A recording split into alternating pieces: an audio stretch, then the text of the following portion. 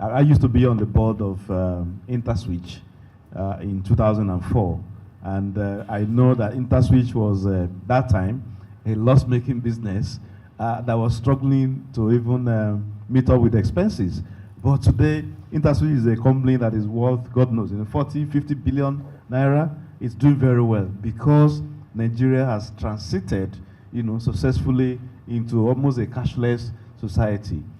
When the Central Bank of Nigeria introduced the cashless policy, I mean, they got a lot of flanks in terms of, oh, this is not going to work. But today, Nigeria is, essentially a cashless society. Now, banks that have moved and positioned themselves, very well to be able to play, in this area in terms of, electronic payments, in terms of, ATMs, in terms of mobile banking, have become winners in this area. So for me, those are clear indicators. In my view, it's first of all starting from business strategy. Really, what does your business do? Do you have an understanding of your value chain? Where does your business create the most value? Because that's where you want to support that business most with technology. And then as you progress and as you mature, you want to automate as many of your processes as possible. So that understanding is really critical. And so when people go into the adoption of technology or implementation of technology solutions without an understanding of how it adds value to their business, they will run into trouble.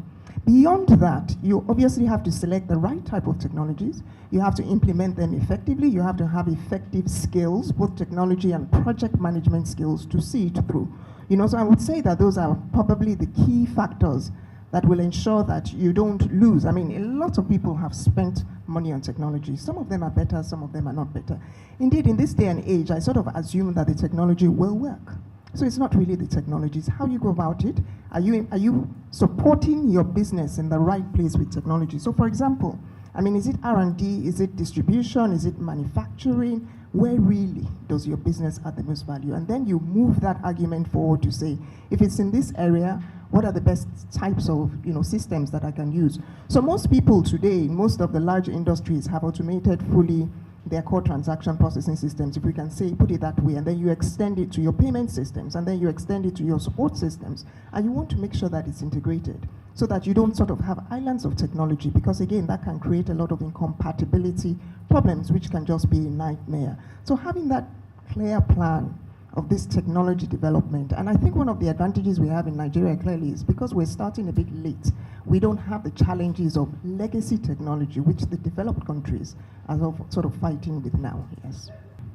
I think it's in the insurance sector, it's been absolutely critical to understand the value chain and to understand, who is taking what, from the value chain.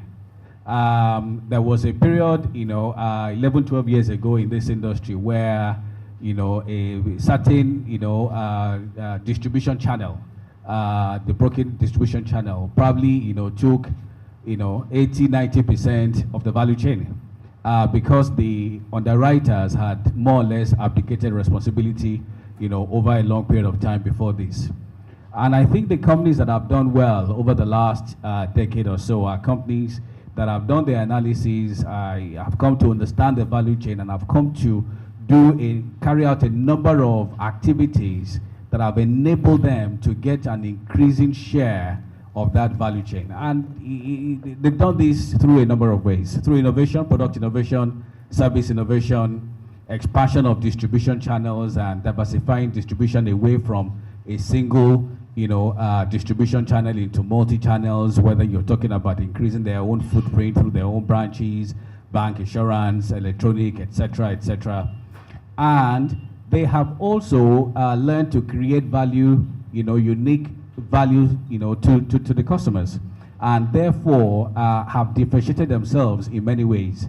So if we look at the top 10 in terms of size, market share 11 years ago, completely different, today from the leaders, in the market. And you could almost analyze each company and trace their trajectory. Industry has grown at 17%, for example, on the top line over the last decade, I said. But, a company like ours, Mansard, we have grown at 3 times, that growth rate. We've come from number 97 in 2003 to 3rd, 4th position, at the end of last year. And it's the same service. Essentially, it's very similar products, but it's a different set of, activities, different set of value proposition, I think, that probably would have made a difference. And if you look at the absolute leaders, some of the companies you mentioned just now, you would also see that they have transformed completely from the way they were 10, 11 years ago. And I think it takes me back to the very first point. It's leadership. It's understanding where you are now and where you really want to be, 10 years down the line.